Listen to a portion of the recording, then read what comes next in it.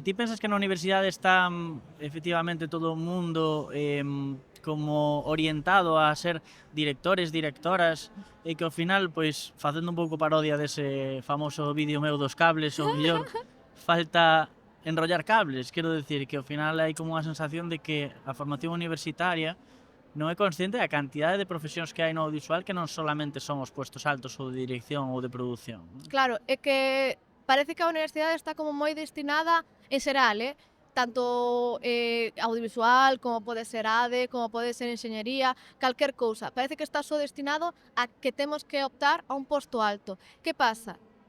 Isto, por exemplo, é un tipo de filosofía que eu creo que temos, ou un tipo de instauración cultural que temos en España ou en Europa en xeral.